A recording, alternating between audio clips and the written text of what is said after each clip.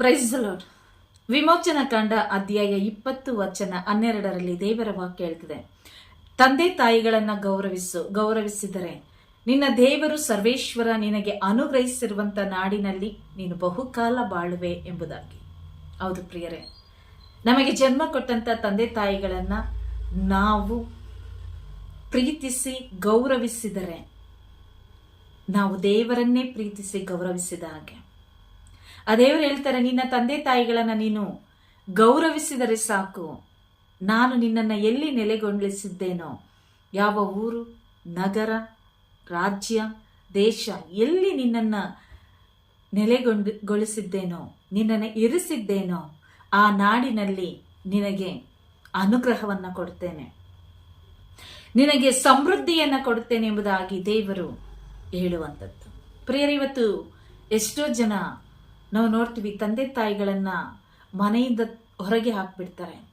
ಎಷ್ಟೋ ಜನ ಅವರು ಕಷ್ಟಪಡ್ತಾ ಇದ್ರು ಕೂಡ ಆ ಒಂದು ವಯಸ್ಸಾದಂಥ ಕಾಲದಲ್ಲಿ ಅವರು ಕೂಲಿ ಮಾಡಿ ಜೀವನ ಆಗದಂಥ ಅವಸ್ಥೆಗಳಲ್ಲಿ ಜೀವನ ಮಾಡ್ತಿದ್ರು ಕೂಡ ಕೆಲವು ಮಕ್ಕಳಿಗೆ ಅವರನ್ನು ನೋಡಿ ಕನಿಕರನೇ ಪಡಲ್ಲ ಕೆಲವರೆಲ್ಲ. ಹೀಗೆ ಕೆಲವು ದಿನಗಳ ಹಿಂದೆ, ಒಂದು 2-3 ದಿನಗಳ ಹಿಂದೆ ಒಬ್ರು ಮಾತಾಡುವಾಗ ಹೇಳ್ತಾ ಇದ್ರು, ತಂದೆ ತಾಯಿಗಳನ್ನ ನೋಡಬೇಕು ಅಂತೇಳಿ ಬೈಬಲಲ್ಲಿ ಇಲ್ಲ. ನಾನು ಕೇಳಿದೆ, ಯಾಕಿಲ್ಲ ತಂದೆ ತಾಯಿಗಳನ್ನ ನೋಡಬಾರ್ದು, ಅವರಿಗೆ ಊಟ ಹಾಕ್ಬಾರ್ದು, ಜೊತೆಯಲ್ಲಿ ಇರಿಸ್ಕೋಬಾರ್ದು ಅಂತೇಳಿ ಯಾಕಿಲ್ಲ? ಆಗ ಅವ್ರು ಹೇಳಿದ್ರು, ಇಲ್ಲ, ನಾವು ಮಕ್ಕಳಾಗಿ ಇರುವಾಗ ಮಾತ್ರವೇ ಆ ತಂದೆ ತಾಯಿಗಳೊಂದಿಗೆ ನಾವಿರಬೇಕು. ಮದುವೆ ಆದಮೇಲೆ, ನಾವು ಬೆಳೆದು ದೊಡ್ಡವರಾಗಿ ಮದುವೆ ಆದಮೇಲೆ ನಮ್ಮದೇ ಆದಂಥ ಜೀವನವನ್ನು ನಾವು ಕಟ್ಕೊಂಡಾಗ ತಂದೆ ತಾಯಿಗಳನ್ನ ಮನೆಯಿಂದ ಕಳಿಸ್ಬಿಡ್ಬೇಕು. ನಾನು ಹೇಳಿದೆ, ಯಾರು ಹೇಳಿದ್ದು? ಎಲ್ಲಿದೆ ವಾಕ್ಯ? ದೇವರು ಮದುವೆ ಆಗಿದ್ದ ತಕ್ಷಣ, ನೀನು ಮದುವೆ ಆಗಿದ ತಕ್ಷಣ ನಿನ್ನ ತಂದೆ ತಾಯಿಗಳನ್ನ ಮನೆಯಿಂದ ಹೊರಗಡೆ ಹಾಕ್ಬಿಡು, ಅವ್ರ ಜೊತೆಯಲ್ಲಿ ಇರಬೇಡ, ಅವರನ್ನ ಪ್ರೀತಿಸಬೇಡ, ಅವರಿಗೆ ಯಾವ ಸಹಾಯನೂ ಮಾಡಬೇಡ ಅಂತೇಳಿ ಎಲ್ಲಿ ಬೈಬಲಲ್ಲಿದೆ? ಈ ಪ್ರಶ್ನೆಯನ್ನ ಕೇಳುವಾಗ ಆ ವ್ಯಕ್ತಿ ಉತ್ತರ ಕೊಡ್ತಾರೆ, ಬೈಬಲಲ್ಲಿ ಇದೆ, ನಮಗೆ ಬೋಧನೆ ಮಾಡಿದವರು ನಮಗೆ ಹೇಳಿದ್ದಾರೆ, ವಾಕ್ಯ ಕೊಟ್ಟು ಹೇಳಿದ್ದಾರೆ. ಏನಂತ ಹೇಳಿದ್ದಾರೆ ಅಂತ ಹೇಳುವಾಗ ಅವರು ಈ ವಾಕ್ಯವನ್ನ ತೋರಿಸಿ ಹೇಳಿದರು. ಆದಿಕಾಂಡ 2ನೇ ಅಧ್ಯಾಯದಲ್ಲಿ 24ನೇ ವಚನ, ಈ ಕಾರಣ ಪುರುಷನು ತಂದೆ ತಾಯಿಗಳನ್ನು ಬಿಟ್ಟು ತನ್ನ ಹೆಂಡತಿಯನ್ನು ಸೇರಿಕೊಳ್ಳುವರು, ಅವರಿಬ್ಬರು ಒಂದೇ ಒಡಲಾಗಿ ಬಾಳುವರು. ಪ್ರಿಯರೇ, ಈ ವಾಕ್ಯ ಹೇಳಿ ಅವರಿಗೆ ಬೋಧನೆ ಮಾಡಿದಂಥ ವ್ಯಕ್ತಿ ಹೇಳಿದ್ದಾರೆ, ಈಗ ನಿಮ್ಮ ತಂದೆ ತಾಯಿಗಳು ನೀವು ವಯಸ್ಸಿಗೆ ಬರುವಷ್ಟು ಸಮಯ ಅಷ್ಟೇ, ಈಗ ಅವರಿಗೆ ಜವಾಬ್ದಾರಿ ಮುಗೀತು, ಈಗ ನೀವು ಇನ್ನೊಂದು ಹೊಸ ಜವಾಬ್ದಾರಿಯನ್ನ ಹೊತ್ಕೋತೀರಿ. ಆದ್ರಿಂದ ನಿಮ್ಮ ತಂದೆ ತಾಯಿಯನ್ನ ಇವಾಗ ಸಂಪೂರ್ಣವಾಗಿ ಬಿಟ್ಬಿಡ್ಬೇಕು. ಅವರ ಜೀವನ ಅವ್ರು ನೋಡ್ಕೋತಾರೆ, ಅವ್ರು ದುಡಿದು ಅವ್ರ ಅನ್ನ ತಿಂತಾರೆ, ಅವ್ರ ಬಗ್ಗೆ ನೀವು ಚಿಂತಿಸೋದು ಬೇಡ, ನಿಮ್ಮ ಮಡದಿ ಮಕ್ಕಳು ಅಂತೇಳಿ ನೀವು ಅಷ್ಟೇ ಜೀವನವನ್ನ ಮಾಡಬೇಕು ಎಂಬುದಾಗಿ ಈ ವಾಕ್ಯವನ್ನ ಕೊಟ್ಟು ಆ ವ್ಯಕ್ತಿಗೆ ತಿಳಿಸಿರುವಂಥದ್ದು. ಇದನ್ನ ಕೇಳಿದಂತಹ ವ್ಯಕ್ತಿ ತನ್ನ ತಂದೆ ತಾಯಿಗಳ ಹತ್ತಿರ ಹೋಗಿ, ನೋಡು, ದೇವರ ವಾಕ್ಯ ಹಿಂಗೆ ಹೇಳ್ತದೆ, ನನ್ನ ಬೋಧಕರು ನನಗೆ ಹೇಳಿದ್ದಾರೆ, ನೀವು ಮನೆಯಲ್ಲಿ ಇರಬಾರ್ದು, ನೀವು ಸಪ್ರೇಟ್ ಹೋಗ್ಬಿಡ್ರಿ. ಮಗ ಮತ್ತು ಸೊಸೆ ಆ ತಂದೆ ತಾಯಿಗಳನ್ನ ಹೊರಗೆ ಹಾಕಿದ್ರು. ದುಃಖದಲ್ಲಿ ಹೊರಗೆ ಬಂದಂತಹ ತಂದೆ ತಾಯಿಗಳು ನೊಂದು ನುಡಿತಾರೆ. ಯಾರು ನಿನಗೆ ಹೇಳ್ಕೊಟ್ರೋ ಅವ್ರು ಚೆನ್ನಾಗಿ ಉದ್ಧಾರ ಆಗ್ಲಿ, ಸುವಾರ್ತಿಕರು ಅಂತ ಹೇಳಿ ತಂದೆ ತಾಯಿಗಳನ್ನ ಮನೆಯಿಂದ ಓಡಿಸುವಂತ ಆ ವ್ಯಕ್ತಿಯ ಮಾತನ್ನ ಕೇಳಿ 30 ವರ್ಷ ನಿನ್ನನ್ನು ಸಾಕಿ ಸಲಹಿದಂತ ನಿನ್ನ ತಂದೆ ತಾಯಿಗಳನ್ನ ಇವತ್ತು ಬೀದಿಗೆ ಹಾಕ್ತಾ ಇದೆಯಲ್ಲ, ನಿನಗೆ ಹೇಳಿಕೊಟ್ಟವರನ್ನ, ನಿನ್ನ ಹೆಂಡತಿ ಮಕ್ಕಳನ್ನ ದೇವರು ಚೆನ್ನಾಗಿ ಇಟ್ಟಿರ್ಲಿ ಅಂತೇಳಿ ಆ ತಾಯಿ ಕಣ್ಣೀರಿಟ್ಟು ಹೊರಗಡೆ ಹೋಗ್ಬಿಟ್ರು. ಪ್ರಿಯರೇ, ಆ ತಾಯಿ ಅಳುವಾಗ ಈ ಮಾತನ್ನ ಇಟ್ಟು ನಾನು ಅವ್ರ ಹತ್ರ, ಯಾರು ಹೇಳಿದ್ರಂತೆ? ಯಾರೋ ಒಬ್ಬ ಬೋಧಕರು ಹೇಳಿರುವಂಥದ್ದು. ಎಲ್ಲಿದೆ ಬೈಬಲಲ್ಲಿ ಈ ವಾಕ್ಯ ಹಿಂಗಿದೆ? ಇದರ ಅರ್ಥ ಏನು? ಈ ಒಂದು ವಾಕ್ಯವನ್ನ ಯಾಕೆ ನೋಡ್ರಿ, ಇಲ್ಲಿ ಆದಾಮನು ಒಂಟಿಯಾಗಿರುವುದು, ಮನುಷ್ಯನು ಒಂಟಿಯಾಗಿರುವುದು ಸರಿಯಲ್ಲ ಅಂತ ಹೇಳಿ ದೇವರು ಅವನಿಗೆ ಒಬ್ಬ ಬಾಳ ಸಂಗಾತಿಯನ್ನ, ಒಂದು ಹೆಣ್ಣನ್ನ ಕೊಟ್ರು ದೇವರು. ಆದಾಮನಿಗೆ ತಂದೆ ತಾಯಿ ಇಲ್ಲ, ಅವ್ವಳಿಗೆ ತಂದೆ ತಾಯಿ ಇಲ್ಲ. ಇವರಿಬ್ಬರು ಈಗ ಇವನು ಆಕೆಯನ್ನ, ಒಂದು ಹೆಣ್ಣನ್ನ ದೇವರು ಸೃಷ್ಟಿ ಮಾಡಿ, ಅವನ ಪಕ್ಕೆ ಎಲುಬಿನಿಂದ ಸೃಷ್ಟಿ ಮಾಡಿ ಅವನು ಮುಂದೆ ಇರಿಸಿದಾಗ ಅವನು ಬರೆಯುವಂತ ಕವಿತೆಯಲ್ಲಿ ಅವನು ಹೇಳ್ತಾನೆ, ಸರಿ, ನನಗೀಗ ಇವಳು ನನ್ನ ಎಲುಬಿನ ಎಲುಬು, ನನ್ನ ಒಡಲಿನ ಒಡಲು, ನರನಿಂದ ಉತ್ಪತ್ತಿಯಾದಿವಳನ್ನ ನಾರಿ ಎಂದೇ ಕರೆಯುವರು ಅಂತ ಹೇಳಿ ಅವನು ಆದಾಮ ಹೇಳ್ತಾನೆ, ಈ ಕಾರಣ. ಇದು ದೇವರು ಹೇಳಿದಂತ ಮಾತಲ್ಲ, ಇದು ಆದಾಮ ಹೇಳ್ತಾ ಇರುವಂತ ಮಾತು. ಈ ಕಾರಣ ಪುರುಷನು ತನ್ನ ತಂದೆ ತಾಯಿಗಳನ್ನ ಬಿಟ್ಟು ತನ್ನ ಹೆಂಡತಿಯನ್ನ ಸೇರಿಕೊಳ್ತಾನೆ. ಇದ್ರ ಅರ್ಥ ಏನು ಅಂತ ಹೇಳಿದ್ರೆ, ತಂದೆ ತಾಯಿಗಳನ್ನ ಕತ್ತಿಡ್ದು ಆಚೆ ನೂಕ್ಬಿಟ್ಟು ನನ್ನ ಕುಟುಂಬ ಬಂತು, ನನಗೆ ಹೆಂಡತಿ ಬಂದ್ಲು, ನನಗೆ ಬಾಳ ಸಂಗಾತಿ ಸಿಕ್ಕಿದ್ಲು ಅಂತೇಳಿ ತನ್ನನ್ನ ಗರ್ಭದಲ್ಲಿ 9 ತಿಂಗಳು ಒತ್ತಂತ ತಂದೆ ತಾಯಿಯನ್ನ, ಆಕೆ ಅನುಭವಿಸಿದ ಪ್ರಸವ ವೇದನೆಯನ್ನ ಮರೆತು, ನಿನ್ನನ್ನು ಸಾಕ್ಲಿಕ್ಕಾಗಿ, ನಿನ್ನನ್ನು ಒಂದು ಸ್ಥಾನಕ್ಕೆ ತರುವುದಕ್ಕಾಗಿ ಅವರು ಪಟ್ಟಂತ ಪ್ರತಿಯೊಂದು ಪರಿಶ್ರಮಗಳನ್ನ ನೀನು ಮರೆತು, ಅವರ ಕಷ್ಟ ನೋವಿನಲ್ಲೂ ಕೂಡ ತನ್ನ ಮಗನಿಗೆ, ತನ್ನ ಮಗಳಿಗೆ ಯಾವ ಕಷ್ಟನೂ ಬರಬಾರ್ದು, ಯಾವ ನೋವು ಕೂಡ ಆಗಬಾರ್ದು ಅಂತೇಳಿ ತಾವು ಹಸಿವಿದ್ದರೂ ಕೂಡ ನಿಮಗೆ ಮೃಷ್ಟಾನ್ನವನ್ನು ಉಣಿಸಿದಂತ ತಂದೆ ತಾಯಿಗಳನ್ನ ದೂರ ತಳ್ಳಿ ಹೊರಗೆ ಹಾಕಿ ನೀನು ಸುಖವಾದ ಜೀವನವನ್ನ ನಡೆಸು ಅಂತೇಳಿ ದೇವರು ಹೇಳಲಿಲ್ಲ. ತಂದೆ ತಾಯಿಯನ್ನ ಬಿಟ್ಟು ಅಂತ ಹೇಳಿದ್ರೆ ಹೊರಗಡೆ ಹಾಕ್ಬಿಡು ಅಂತ ಹೇಳಲಿಲ್ಲ. ಈಗ ನೋಡ್ರಿ, ನಾವು ಚಿಕ್ಕ ವಯಸ್ಸಿನಿಂದ ನಾವು ಆ ಒಂದು 30 ವರ್ಷ 40 ವರ್ಷಗಳ ಹಿಂದೆ ನಾವು ಹೋಗುವಾಗ ನಮಗೆ ಈಗ ಇರುವಂತ ಮನೆಗಳಂತೆ ದೊಡ್ಡ ದೊಡ್ಡ ಮನೆಗಳಿರ್ಲಿಲ್ಲ, ಒಬ್ಬೊಬ್ಬರಿಗೆ ಒಂದೊಂದು ರೂಮ್ಗಳಿರ್ಲಿಲ್ಲ. ಈಗ ನೋಡ್ರಿ, ಒಂದು ಮನೆಯನ್ನ ಕಟ್ಟಿದ್ರೆ ಅದು 1 ವರ್ಷದ ಮಗು ಆಗಿರ್ಲಿ ಸಪ್ರೇಟ್ ರೂಮ್ ಅನ್ನ ಮಾಡ್ತಾರೆ, ಸಪ್ರೇಟ್ ಆಗಿ ಆ ಮಗುವನ್ನ ಬಿಟ್ಟು ಬಿಡ್ತಾರೆ. ಆ ಪ್ರೀತಿ ಗೊತ್ತಿಲ್ಲ ಮಕ್ಕಳಿಗೆ, ತಂದೆ ತಾಯಿಗಳ ಪ್ರೀತಿ ಗೊತ್ತಾಗ್ತಾ ಇಲ್ಲ. ಕಾರಣ ಏನು ಅಂತ ಹೇಳಿದ್ರೆ, ಹುಟ್ಟಿದ ಹಾಗೆ ನಾವು ಆ ಮಕ್ಕಳನ್ನ ತಂದೆ ತಾಯಿಗಳ ಮಡಿಲಿನಿಂದ ಪಕ್ಕದಿಂದ ದೂರ ಮಾಡ್ಬಿಡ್ತೀವಿ. ಆದ್ರೆ 30-40 ವರ್ಷಗಳ ಹಿಂದೆ ನಮ್ಮ ಜೀವನಕ್ಕೆ ನಾವು ಹೋದಾಗ ಅವಾಗೆಲ್ಲ ಸಿಂಗಲ್ ಮನೆ, ಒಂದು ಅಡಿಗೆ ಮನೆ, ಒಂದು ದೊಡ್ಡ ಹಾಲ್ ಇರ್ತಾ ಇತ್ತು. ಯಾರು ಕೂಡ ಸಪ್ರೇಟ್ ಆಗಿ ಹೋಗಿ ರೂಮಲ್ಲಿ ಮಲಗ್ತಾ ಇರಲಿಲ್ಲ, ಬೇರೆ ಬೇರೆ ಕೋಣೆಗಳಲ್ಲಿ ಮಲಗ್ತಾ ಇರಲಿಲ್ಲ. ಅಣ್ಣ, ತಮ್ಮ, ಅಕ್ಕ, ತಂಗಿ ಪ್ರತಿಯೊಬ್ಬರು ಕೂಡ ತಂದೆ ತಾಯಿಗಳ ಜೊತೆಯಲ್ಲಿ ಮಲಗಲಿಕ್ಕೆ ಕಿತ್ಲಾಡ್ತಾ ಇದ್ವಿ. ನಾನು ಈ ಕಡೆ ಅಂತೇಳಿ. ಹೌದಾ ಇಲ್ವೋ? ನಾವು 14, 15, 17, 18 ವರ್ಷ ಆಗೋವರೆಗೂ ನಾವು ಕಿತ್ಲಾಡ್ತಾ ಇದ್ವಿ ನಮ್ಮ ಅಮ್ಮನ ಪಕ್ಕದಲ್ಲಿ ಮಲ್ಕೊಳ್ಳೋಕ್ಕೆ. ಆದರೆ ಮದುವೆ ಆದಮೇಲೆ ಅಪ್ಪ ಅಮ್ಮನ ಪಕ್ಕದಲ್ಲಿ ಮಲಗಕ್ಕಾಗಲ್ಲ. ಅದಕ್ಕೆ ದೇವರು ಹೇಳಿದ್ರು, ಈಗ ಅಪ್ಪ ಅಮ್ಮನ ಪಕ್ಕದಲ್ಲಿ ಬಿಡು, ಅಪ್ಪ ಅಮ್ಮನ ಪಕ್ಕದಲ್ಲಿ ಬಿಟ್ಟು ನಿನಗಾಗಿ ಕೊಟ್ಟ ಬಾಳ ಸಂಗಾತಿಯ ಜೊತೆಯಲ್ಲಿ ಏಕಾಂತವಾಗಿ ಕಳಿ ಅಂತ ಹೇಳಿದ್ರು. ದೇವರು ತಂದೆ ತಾಯಿಗಳನ್ನ ಮನೆಯಿಂದ ಓಡಿಸ್ಬಿಟ್ಟು ನಿನ್ನದೇ ಮನೆ ಮಾಡ್ಕೊಂಡು ಮೆರಿ ಅಂತ ಹೇಳಲಿಲ್ಲ.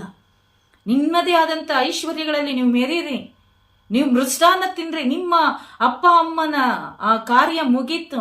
ಆ ತಂದೆ ತಾಯಿಗಳನ್ನ ಹೊರಗಡೆ ಹಾಕ್ಬಿಟ್ಟು ಅವ್ರು ಗಂಜಿ ಕುಡಿತಾರೋ, ಏನ್ ಭಿಕ್ಷೆ ಬೇಡ್ತಾರೋ ಅದು ನೀನ್ ತಲೆ ಕೆಡಿಸ್ಕೋಬೇಡ ಮಗನೇ, ತಲೆ ಕೆಡಿಸ್ಕೋಬೇಡ ಮಗಳೇ, ಆರಾಮಾಗಿ ಜೀವನ ಮಾಡು ಅಂತ ಹೇಳಲಿಲ್ಲ ದೇವರು. ತಪ್ಪಾದ ಬೋಧನೆಗಳನ್ನ ಕೇಳಿ ತಪ್ಪಾದ ರೀತಿಯಲ್ಲಿ ಅವುಗಳನ್ನ ಅರ್ಥ ಮಾಡಿಕೊಂಡು ತಪ್ಪಾದ ರೀತಿಯಲ್ಲಿ ಬೋಧಿಸಿ ಆ ಒಂದು ಕುಟುಂಬವನ್ನ ಒಡೆಯುವಂತ ಸುಳ್ಳು ಬೋಧಕರೇ, ಎಚ್ಚರವಾಗಿರ್ರಿ. ಇವತ್ತು ಒಂದು ಕುಟುಂಬ, ಆ ತಾಯಿಯ ನೋವು, ಆ ತಾಯಿಯ ದುಃಖ ದೇವರಲ್ಲಿ ಮೊರೆ ಇಡುವಾಗ ಅದಕ್ಕೆ ತಕ್ಕ ಪ್ರತಿಫಲ ನಮ್ಗಿರುತ್ತೆ. ಯಾಕೆ ಅಂತ ಹೇಳಿದ್ರೆ, ಸಿರಾಕನ ಗ್ರಂಥ 3ನೇ ಅಧ್ಯಾಯ 9ನೇ ವಚನ ಹೇಳ್ತದೆ, ತಂದೆಯ ಆಶೀರ್ವಾದ ಮನೆಯನ್ನ ಕಟ್ಟಿ ಹೆಬ್ಬಿಸುತ್ತದೆ, ಆದರೆ ಅದೇ ತಾಯಿಯ ಶಾಪ ನಿಮ್ಮ ಅಸ್ಥಿವಾರವನ್ನೇ ಕದಲಿಸಿ ಬಿಡ್ತದೆ. ನಿಮ್ಮ ತಂದೆ ತಾಯಿಗಳನ್ನ ಯಾರೋ ಹೇಳಿದ್ರು, ಬೋಧಕರು ಹೇಳಿದ್ರು, ಪಕ್ಕದ ಮನೆಯವರು ಹೇಳಿದ್ರು, ಅವ್ರು ಹೇಳಿದ್ರು. ಬೈಬಲ್ ಹೇಳ್ತಿದೆ, ಬೈಬಲ್ ಯಾವತ್ತು ಕೂಡ ತಂದೆ ತಾಯಿಗಳನ್ನ ಬಿಟ್ಟು ಬಿಡು, ತೊರೆದು ಬಿಡು, ಊಟ ಹಾಕ್ಬೇಡ, ಅವ್ರಿಗೆ ಬಟ್ಟೆ ಕೊಡಿಸ್ಬೇಡ, ಅವರ ಕಷ್ಟ ಸುಖದಲ್ಲಿ ಪಾಲುಗಾರನಾಗ್ಬೇಡ ಹೇಳಿಲ್ಲ ಬೈಬಲ್. ಯೇಸು ಸ್ವಾಮಿ ಒಂದು ನುಡಿ ಕೂಡ ಹೇಳಲಿಲ್ಲ. 10 ಆಜ್ಞೆಗಳಲ್ಲಿ 3ನೇ ಆಜ್ಞೆ ದೇವರಿಗೆ ಸಂಬಂಧಪಟ್ಟಿದ್ದಾದರೆ ನೆಕ್ಸ್ಟ್ ಪಾಯಿಂಟ್ ಬಂದು ಹೆಂಡತಿ ಮಕ್ಕಳಿಗೆ ಕೊಡ್ಲಿಲ್ಲ ದೇವರು. ತಂದೆ ತಾಯಿಗಳಿಗೆ ಕೊಟ್ಟರು. 4ನೇ ಆಜ್ಞೆ, ನಿನ್ನ ತಂದೆ ತಾಯಿಗಳನ್ನ ಗೌರವಿಸು. ಅದನ್ನೇ ವಿಮೋಚನ ಕಾಂಡ 20ನೇ ಅಧ್ಯಾಯ 12ನೇ ವಚನ, ನಿನ್ನ ತಂದೆ ತಾಯಿಗಳನ್ನ ನೀನು ಗೌರವಿಸಿದರೆ ನಿನ್ನ ದೇವರು ಸರ್ವೇಶ್ವರ ನಿನಗೆ ಅನುಗ್ರಹಿಸಿರುವಂತ ನಾಡಿನಲ್ಲಿ ನೀನು ಬಹುಕಾಲ ಬಾಳುವೆ. ತಂದೆ ತಾಯಿಗಳನ್ನ ನೀವು ಪ್ರೀತಿಯಿಂದ ನೋಡಿಕೊಂಡು ಅವರು ಪಟ್ಟಂತ ಪರಿಶ್ರಮಕ್ಕೆ ತಕ್ಕ ಹಾಗೆ ಅವರಿಗೆ ಮರ್ಯಾದೆ ಗೌರವವನ್ನ ಕೊಟ್ಟು ನೀವು ಆ ತಂದೆ ತಾಯಿಗಳನ್ನ ಹೇಗೆ ನೋಡಿಕೊಳ್ಳುತ್ತೀರೋ ಅವರ ಬಾಯಿಂದ ಬರುವಂತ ಆಶೀರ್ವಾದಗಳು ನಿಮ್ಮ ಮನೆಗಳನ್ನ ಕಟ್ಟಲ್ಪಡ್ತದೆ. ಅವರು ನೊಂದು ನುಡಿಯುವಂತ ಆ ಶಾಪದ ನುಡಿಗಳು ನಿಮ್ಮ ಅಸ್ಥಿವಾರವನ್ನ ಕದಲಿಸಿ ಬಿಡ್ತದೆ. ಎಂದಿಗೂ ಕೂಡ ಆಶೀರ್ವಾದ ಇಲ್ಲ. ನೀವು ಎಷ್ಟೇ ರಾತ್ರಿ ಆಗಲು ದುಡಿಬಹುದು, ಕಷ್ಟಪಡ್ಬೋದು, ಆದ್ರೆ ನೀವು ಕೂತು ತಿನ್ನುವಂತ ಆ ಕೃಪೆ ನಿಮಗೆ ಸಿಗಲ್ಲ. ದೇವ್ರು ಹೇಳಿದ್ರೆ ತಂದೆ ತಾಯಿಗಳನ್ನ ಬಿಟ್ಬಿಡು, ತಂದೆ ತಾಯಿಗಳಿಗೆ ಊಟ ಹಾಕ್ಬೇಡ, ತಂದೆ ತಾಯಿಗಳನ್ನ ಮನೆಯಿಂದ ಓಡಿಸ್ಬಿಡು, ಅವರೇ ದುಡ್ದು ತಿನ್ಲಿ ಅಂತೇಳಿ ಏನಾದ್ರೂ ಬೈಬಲಲ್ಲಿ ಇದ್ದಿದ್ರೆ ದೇವರು ತಂದೆ ತಾಯಿಗಳಿಗೆ ಗೌರವ ಕೊಡು ಅಂತ ಹೇಳ್ತಾ ಇರಲಿಲ್ಲ. ದೇವರು ಮನುಷ್ಯರಂತೆ 2 ಮಾತನಾಡುವಂತವರಲ್ಲ, ಬದಲಾಗಿ ಅವರು ಸರ್ವಶಕ್ತನಾದ ದೇವರು, ನುಡಿದಂತೆ ನಡೆಯುವಂತಹ ದೇವರು. ಪ್ರಿಯರೇ, ಅದಕ್ಕಾಗಿ ಜ್ಞಾನೋಕ್ತಿಗಳ ಗ್ರಂಥದಲ್ಲಿ ನಾವು ನೋಡ್ತೇವೆ 19ನೇ ಅಧ್ಯಾಯ 26ನೇ ವಚನ ಹೇಳ್ತದೆ, ತಂದೆಯನ್ನ ಒಡೆದು ತಾಯಿಯನ್ನ ಓಡಿಸುವಂತ ಮಗನು ಕಷ್ಟ ಸಂಕಟಗಳಿಗೆ ಗುರಿಯಾಗ್ತಾನೆ. ಇವತ್ತೆಷ್ಟೋ ಮಕ್ಕಳು ಕುಡಿದು ಬಂದು ತಂದೆಯನ್ನ ಒಡೆದು ತಾಯಿಯನ್ನ ಬೈದು ಮನೆಯಿಂದ ಹೊರಗಡೆ ಹಾಕ್ತಾರೆ. ದಾರಿಯಲ್ಲಿ ಬರುವಾಗ ಅವ್ರಿಗೆ ಯಾರೋ ಏನೋ ಹೇಳ್ತಾರೆ, ಆ ಮಾತುಗಳನ್ನ ಕೇಳಿ ಮನೆಗೆ ಬರ್ತಾರೆ, ನೆಮ್ಮದಿ ಕೊಡಲ್ಲ. ದುಷ್ಟ ಸ್ನೇಹಿತರ ಸಹವಾಸ ಮಾಡ್ತಾರೆ. ಆ ಒಂದು ಕಾರ್ಯಗಳಲ್ಲಿ ಕಂಠಪೂರ್ತಿ ಕುಡಿದು ಬಂದಿರ್ತಾರೆ, ಏನು ಗೊತ್ತಾಗಲ್ಲ. ಅಂತ ಒಂದು ಅವಸ್ಥೆಗಳಲ್ಲಿ ಆ ದುಶ್ಚಟಗಳಿಗೆ ಬಲಿಯಾಗಿ ಬಂದು ಕಷ್ಟಪಟ್ಟು ಊಟ ಹಾಕ್ತಾ ಇರ್ತಾರೆ ತಂದೆ ತಾಯಿಗಳು. ಆ ಒಂದು ಅವಸ್ಥೆಯಲ್ಲಿ ಇದ್ರೂ ಕೂಡ ಆ ಸಮಯದಲ್ಲೂ ಕೂಡ ತಂದೆಯನ್ನ ಒಡೆದು ತಾಯಿಯನ್ನ ಬಾಯಿಗೆ ಬಂದ ಹಾಗೆ ಮಾತಾಡಿ ಇಬ್ಬರನ್ನ ಮನೆಯಿಂದ ಓಡಿಸುವಂತ ಎಷ್ಟೋ ಜನರನ್ನ ನಾವು ನೋಡ್ತಲೂ ಇದ್ದೀವಿ. ಅಂತವರಿಗೆ ದೇವರು ಹೇಳ್ತಾರೆ, ಅವರು ಕಷ್ಟ ಸಂಕಟಗಳಿಂದ ಪಾರೇ ಆಗಲ್ಲ. ದೇವರೇನಾದ್ರೂ ನಿನ್ನನ್ನು ಓಡಿಸ್ಬಿಡು ಮಕ್ಕಳು ಅಂತ ಹೇಳಿದ್ರೆ ದೇವರು ಇಷ್ಟೊಂದು ತಂದೆ ತಾಯಿಗಳಿಗೆ ಪ್ರಾಮುಖ್ಯತೆಯನ್ನು ಕೊಡಿಸ್ತಾನೆ ಇರಲಿಲ್ಲ. ಅದರಿಂದ ನಾವು ಬಹಳ ಎಚ್ಚರವಾಗಿ ತಂದೆ ತಾಯಿಗಳ ವಿಷಯದಲ್ಲಿ ಪ್ರಿಯರೇ ನಾವಿರಬೇಕು. ಅದರಿಂದ ಜ್ಞಾನೋಕ್ತಿಗಳ ಗ್ರಂಥ 20ನೇ ಅಧ್ಯಾಯ 20ನೇ ವಚನ ಹೇಳ್ತದೆ, ಎತ್ತವರನ್ನು ಶಪಿಸುವವನ ದೀಪ ಕಾರಿರುಳಲ್ಲೇ ಆರಿ ಹೋಗುವುದು. ಎತ್ತವರನ್ನ ಶಪಿಸುವವನ ದೀಪ ಕಾರಿರುಳಲ್ಲೇ ನಂದಿ ಹೋಗುತ್ತದಂತೆ. ಪ್ರಿಯರೇ, ತಂದೆ ತಾಯಿಗಳನ್ನ ಯಾರು ಶಪಿಸ್ತಾರೆ, ಬಾಯಿಗೆ ಬಂದ ಹಾಗೆ ಮಾತಾಡ್ತಾರೆ, ದುಷ್ಟ ಮಾತುಗಳನ್ನ ಆಡ್ತಾರೆ, ಕೆಟ್ಟ ಮಾತುಗಳಿಂದ ಅವರ ನಡೆ ನುಡಿಗಳಿಂದ ಅವರನ್ನು ಹಿಂಸೆ ಪಡಿಸಿ ಎಷ್ಟೋ ಮಕ್ಕಳನ್ನ ಇವತ್ತು ನೋಡ್ತೀವಿ, ತಂದೆ ತಾಯಿಗಳನ್ನ ಒಡೆಯುವಂಥದ್ದು, ಬೀದಿಗಳಲ್ಲಿ ಹಾಕಿ ತುಳಿಯುವಂಥದ್ದು, ಕೆಟ್ಟ ಕೆಟ್ಟ ಮಾತುಗಳು ನುಡಿಗಳಿಂದ ಅವರನ್ನು ಹಿಂಸೆ ಪಡಿಸುವಾಗ ತಂದೆ ತಾಯಿಗಳು ಅನುಭವಿಸುವಂತ ನೋವು, ನುಡಿಯುವಂತ ಮಾತು, ಅಯ್ಯೋ ಇವನಿಗೆ ಜನ್ಮ ಕೊಟ್ಬಿಟ್ನಲ್ಲ, ಇವನು ಉದ್ಧಾರ ಆಗಲ್ಲ, ಇವನು ನಾಶ ಆಗಿ ಹೋಗ್ಬಿಡ್ತಾನೆ. ಯಾವ ತಂದೆ ತಾಯಿಗಳು ತನ್ನ ಮಕ್ಕಳು ಕೆಟ್ಟೋಗ್ಲಿ, ಕೆಟ್ಟವರ ಸಹವಾಸ ಮಾಡ್ಲಿ, ಅವನೊಬ್ಬ ಕುಡುಕ ಆಗ್ಲಿ ಎಂಬುದಾಗಿ ಇದೆ ಯಾವ ತಂದೆ ತಾಯಿನೂ ಇಷ್ಟಪಡಲ್ಲ. ಪ್ರಿಯರೇ, ನಮ್ಮ ಅಹಂಕಾರದಿಂದ, ನಮ್ಮ ಕೆಟ್ಟ ಸಹವಾಸದಿಂದ ನಾವು ಕಲಿತುಕೊಂಡಂತ ಈ ದುರಭ್ಯಾಸಗಳ ನಿಮಿತ್ತ ಇವತ್ತು ನಾವು ಶಾಪಕ್ಕೆ ಒಳಗಾಗ್ತಾ ಇದ್ದೀವಿ. ಇವತ್ತು ಬೇರೆ ತಂದೆ ತಾಯಿಗಳನ್ನ ಪ್ರೀತಿಸುವಷ್ಟು ನಮ್ಮನ್ನು ಎತ್ತಂತ ತಂದೆ ತಾಯಿಗಳನ್ನ ಇವತ್ತು ನಮಗೆ ಪ್ರೀತಿಸ್ಲಿಕ್ಕೆ ಆಗ್ತಾ ಇಲ್ಲ. ಆ ತಂದೆ ತಾಯಿಗಳ ಶಾಪಕ್ಕೆ ನಾವು ಇವತ್ತು ಗುರಿ ಆಗ್ತಾ ಇದ್ದೀವಿ. ಮದುವೆ ಆಗಿದ ತಕ್ಷಣ ತಂದೆ ತಾಯಿಗಳನ್ನ ಬಿಟ್ಟು ಬೇರೆ ಹೋಗ್ಬಿಡ್ತಾರೆ. ಕೆಲವೊಂದು ಸಹೋದರಿಯರು ಕೂಡ ಹಂಗೇನೆ, ಅವರಿಗೆ ಅವರ ತಂದೆ ತಾಯಿಗಳಿಗೆ ಅವ್ರು ಏನು ಕೊಡಬಾರ್ದು, ಮಗ ಏನು ಕೊಡಬಾರ್ದು, ಅವರನ್ನು ನೋಡಬಾರ್ದು, ನೋಡಿದ್ರೆ ಅವತ್ತೆಲ್ಲ ಹಿಂಸೆ ಬಾಧೆ. ಅವ್ರು ಯಾರೇ ಆಗಿರ್ಲಿ, ಹೆಣ್ಣಾಗಿರ್ಲಿ ಗಂಡಾಗಿರ್ಲಿ, ಪ್ರತಿಯೊಬ್ಬರು ಮಕ್ಕಳೇ, ಪ್ರತಿಯೊಬ್ಬರಿಗೂ ಕೂಡ ದೇವರು ಹೇಳುವಂಥದ್ದು ಅದನ್ನೇ. ತಂದೆ ತಾಯಿಗಳನ್ನ ಅಗೌರವದಿಂದ, ಅತ್ತೆ ಮಾವಂದಿರನ್ನ ಅಗೌರವದಿಂದ ನಡೆಸಿಕೊಂಡು ಅವರಿಗೆ ಮಾಡಬೇಕಾದ ಕರ್ತವ್ಯಗಳಲ್ಲಿ ನಾವು ತಡೆಗಟ್ಟಿ ಅವರಿಗೆ ವಿರುದ್ಧವಾದಂಥ ಮಾತುಗಳನ್ನ ಆಡಿ ನಾವು ಶಾಪಕ್ಕೆ ಗುರಿಯಾಗುವುದಕ್ಕಿಂತ ನಾವು ಅವರನ್ನು ಪ್ರೀತಿಸಿ ಒಳ್ಳೆಯತನದಿಂದ ಅವರನ್ನ ಒಲಿಸಿಕೊಳ್ಳಲು ಬೇಕಾದ ಕೃಪೆಗಾಗಿ, ಶಕ್ತಿಗಾಗಿ ದೇವರಲ್ಲಿ ಮೊರೆ ಇಡೋಣ. ಕುಟುಂಬಗಳನ್ನು ಒಡೆಯುವಂತ ಇದ್ದಾರೆ, ಕೆಲವು ತಂದೆ ತಾಯಿಗಳು ಇದ್ದಾರೆ. ಕೆಲವರಿಗೆ ಸೊಸೆಯಂದಿರನ್ನ ಕಂಡ್ರಾಗಲ್ಲ, ಕೆಲವರಿಗೆ ಅತ್ತೆಯಂದಿರನ್ನ ಕಂಡ್ರಾಗಲ್ಲ. ಪ್ರತಿಯೊಬ್ಬರು ಕೂಡ ಇದ್ದಾರೆ, ಇಲ್ಲ ಅಂತ ಹೇಳಿ ಅಲ್ಲ.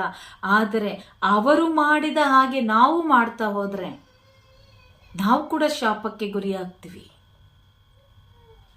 ಈಗ ನಮ್ಮ ತಂದೆ ತಾಯಿಗಳು ಏನಾದ್ರೂ ಮಾಡಿದ್ರೆ ನಾವು ಕ್ಷಮಿಸ್ತೀವಿ, ಅಥವಾ ನಮ್ಮ ಹೊಟ್ಟೆಯಲ್ಲಿ ಹುಟ್ಟಿದಂತ ಮಕ್ಕಳು ನಮಗೆ ವಿರುದ್ಧವಾಗಿ ನಿಂತಾಗ ನಮಗೆ ನೋವಾಗತ್ತೆ. ಹಾಗಂತೇಳಿ ಮಕ್ಕಳನ್ನ ಮನೆಯಿಂದ ಹೊರಗಡೆ ಹಾಕ್ಬಿಡಲ್ಲ ನಾವು.